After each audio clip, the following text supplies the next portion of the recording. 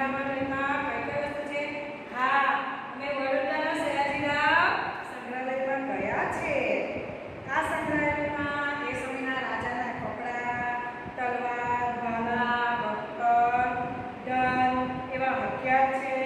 એ સિવાય જુદા જુદા વાસણો, એ સમયના જુદા જુદા પ્રસંગના ચિત્રો, આભૂષણો, ઝવેરાત, પથ્થરની કોટણી, આ બધું મેં જોયું છે. આ સિવાય આ સંગ્રહાલયમાં એક વિશાળ વેલ માછલીનું હાડપિંજર પણ આવેલું છે. હવે જોઈએ તમારા વિસ્તારની આસપાસમાં કોઈ જૂની ઇમારત આવેલી છે કે કોઈ સ્મારક છે? જો હા હોય તો તેનું નામ આપો. તો કે ના, અમારી આસપાસ આવી કોઈ આવેલી નથી. પણ અમદાવાદમાં અમે સુરતમાં રહીએ છીએ, તો સુરતમાં એક મુગલ સમયમાં કિલ્લો આવેલો છે અને જૂની લાઇબ્રેરી આવેલી છે. અમે જ્યાં રહીએ છીએ ત્યાં તો કશું જ નથી. તમે કોઈ જૂનું સ્મારક જોવા ગયા છો? તે ક્યાં આવ્યું છે? તમને કેવું લાગ્યું? તમે એના વિશે કહો. એના પરથી તમે તે દિવસના સમય વિશે શું જાણી શક્યા? તો કે અમે આગ્રાના તાજમહેલ જોવા ગયા. તાજમહેલ આગ્રા શહેરમાં આવેલો છે.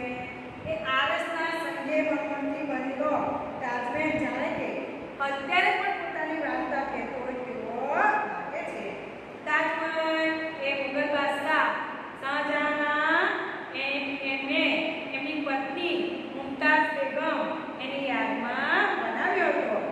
એ સમયે કોઈ યંત્રો ન હતા, છતાં તાજમહેલને ચડાવવા માટે વપરાયેલા પથ્થરો ઉપર ચડાવવા તેને ગોઠવેલી અદ્ભુત ઇમારત બનાવી તેના પર કોતરણી કરી.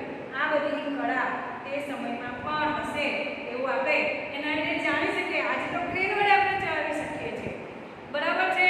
ક્રેન વડે ચડાવીએ, પછી બીજી આધુનિક દોરડા વડે ચડાવી શકીએ, લિફ્ટ વડે ચડાવી શકીએ, આ બધા આધુનિક સાધનોને ચડાવીએ. પણ એ સમયે પણ આપણે વિચારી શકીએ કે મોટા પથ્થરો કેવી રીતે ચડ્યા.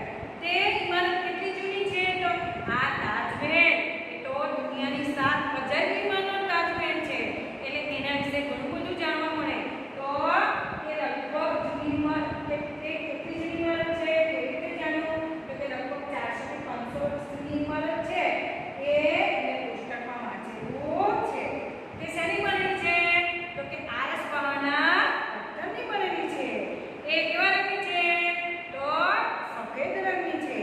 જૂની ઇમારતોમાં કોઈ ખાસ પ્રકારની કોતરણી કે ભાત હતી?